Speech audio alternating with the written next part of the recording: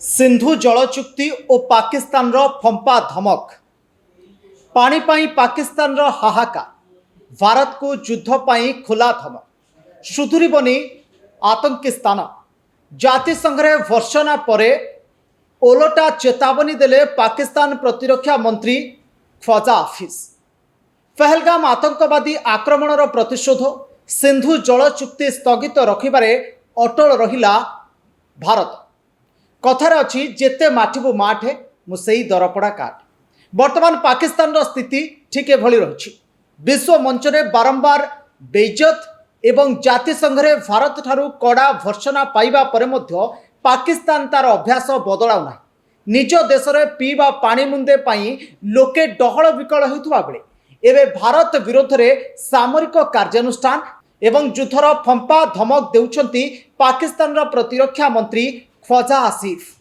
1960 मसीहार सिंधु जल चुक्ति को नहीं कहीं एते गरम पाकिस्तानी राजनीति आसंतु देखिबा आमर ही स्पेशल रिपोर्ट। नमस्कार मु विवेक आपण देखुछंती न्यूज रूम। पाकिस्तान रे वर्तमान चरम सीमार पहुंची जल संकट। विशेष करी सिंधु एवं बेलुचिस्तान प्रदेश रे प्राय 1/3 जनसंख्या पानी पाई डहल विकल होउछंती। किंतु निजर विफलता को लुचेबा पाई पाकिस्तान एबे भारत उपरे दोष लदिबा आरंभ करेछि। पाकिस्तान प्रतिरक्षा मंत्री ख्वाजा आसिफ एक गणमाध्यम साक्षात्कार रे भारत को विपज्जनक भावे पानी को एक अस्त्र भावे व्यवहार करुथुबा आक्षेप करिसेंति। एतिकरे से अटकी नाहंती।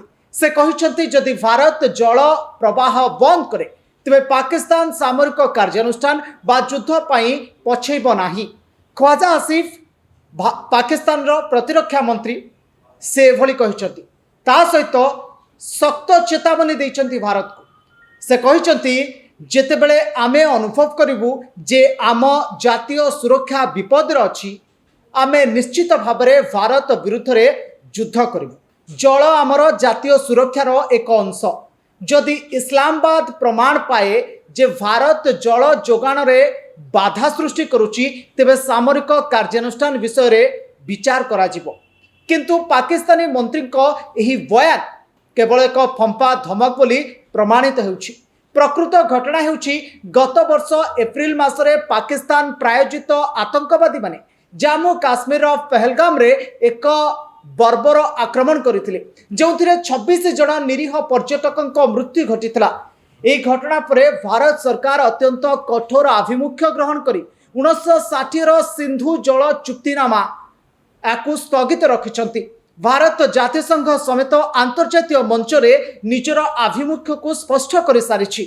नुआ दिल्ली रो सीधा कथा जे पर्यंत पाकिस्तान तार सीमा पार आतंकवादी भित्तिभूमि को संपूर्ण भावे ध्वंस करि नाही से पर्यंत चुक्तिनामा स्थगित रहिबो।